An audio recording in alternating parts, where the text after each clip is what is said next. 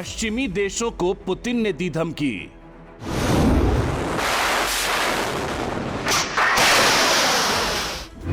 युद्ध हुआ तो भी जीत नहीं पाएंगे दुश्मन। अमेरिका ने रूस के मिसाइल डिफेंस सिस्टम S-400 की काट क्या खोजी। रूसी राष्ट्रपति व्लादिमीर पुतिन ने अमेरिका को खुलेआम धमकी दे दी है। धमकी भी ऐसी वैसी नहीं, धमकी ये कि अगर अमेरिका ये सोचता है कि वो युद्ध में रूस को हरा देगा तो ये उसकी गलतफहमी है। अमेरिका युद्ध में रूस को कभी हरा नहीं पाएगा। अमेरिका के साथ ही पुतिन ने नाटो की फौजों को भी चैलेंज दे दिया है। पुतिन ने कहा कि रूस की ताकत के आगे न तो अमेरिका की चलेगी और न तो पश्चिमी देशों के गुट की।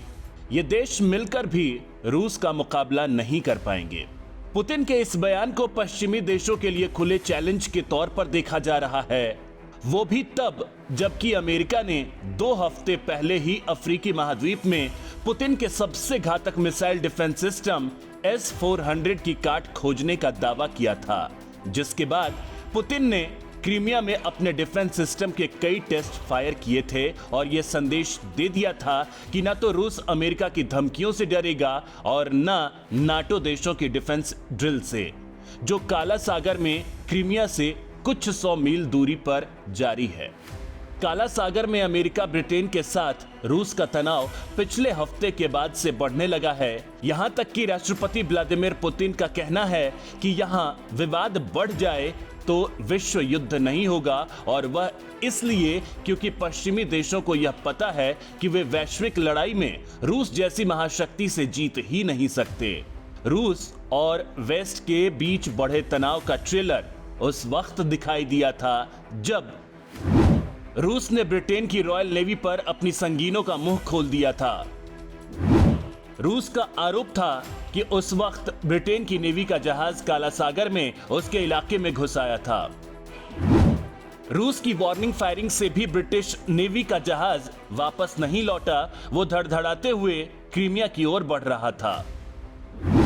तब ब्रिटिश रॉयल नेवी के जहाज डिफेंडर के सामने Su-34M से रूस ने समुद्र में बम बरसा दिए थे। ये 23 जून की वो तारीख थी जब रूस की सेनाएं क्रीमिया वाले इलाके में काला सागर में ड्रिल कर रही थीं। इसी वक्त ब्रिटिश रॉयल नेवी का डिफेंडर काला सागर में रूस के इलाके की ओर बढ़ने लगा था। हालांकि रूस ने दावा किया था कि उसके लड़ाकू विमानों ने 23 जून को ब्रिटेन के विध्वंसक पोत डिफेंडर के रास्ते में बम बरसाए थे, लेकिन ब्रिटेन ने ऐसी किसी घटना से इनकार कर दिया था। ब्रिटेन ने कहा था कि उसका पोत डिफेंडर अंतर्राष्ट्रीय मान्यता प्राप्त यात्रा रास्ते से नियमित परिचालन पर था और क्रीमिया के नजदीक यूक्रेन की जल सीमा में था। दुनिया के अधिकतर देशों की तरह ब्रिटेन भी क्रीमिया को यूक्रेन का हिस्सा मानता है, जबकि रूस ने 2015 में ही यूक्रेन पर अटैक करके क्रीमिया पर कब्जा कर लिया था। रूस क्रीमिया को अपना हिस्सा बताता है। रूस ने डिफेंडर के कदम की निंदा करते हुए इसे भड़काने वाला बताया और चेतावनी दी कि अगली बार अगर उन्होंने रूस की सेना के सब्र और संकल्प का इम्तिहान लेने की कोशिश की तो इसके भयानक परिणाम भुगतने होंगे और घुसपैठ करने वाले पोतों को निशाना बनाया जाएगा।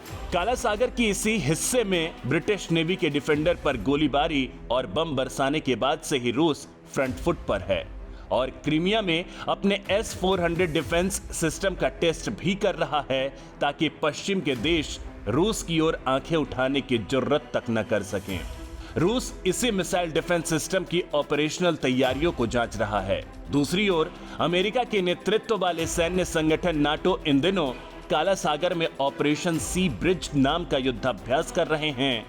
रूस के विरोधी देशों के इस युद्धाभ्यास में 32 देशों के लगभग 5000 सैनिक और 32 युद्धपोत शामिल हैं। इसलिए भी रूस तमतमाया हुआ है। पश्चिम के देशों को चैलेंज देने का पुतिन का यह बयान इसी का नतीजा कहा जा रहा है। हालांकि पुतिन ने यह तक कह डाला कि पश्चिम के देशों में तीसरे विश्व युद्ध में उससे भिड़ने की ताकत ही नहीं है। रूस ने ब्रिटेन के डिफेंडर को मारकर डुबो भी दिया होता तो इसकी संभावना नहीं थी, क्योंकि पश्चिमी ताकतों को पता है कि वैश्विक लड़ाई में वे नहीं जीत सकते। पुतिन ने बुधवार को लंबे लाइव कॉल इन शो में अमेरिका की भी हेकड़ी निकाल दी। पुतिन ने इस दौरान बेहद बड़ा खुलासा किया कि जिस वक्त उन्होंने डिफेंडर पर वार्निंग शॉट्स फायर किए थे, उस वक्त ब्रिटेन के साथ अमेरिकी विमान भी था, जो शायद ब्रिटिश डिफेंडर को रूसी सेना की तरफ से मिलने वाले चैलेंज पर नजर रखने के लिए अमेरिका ने भेजा था।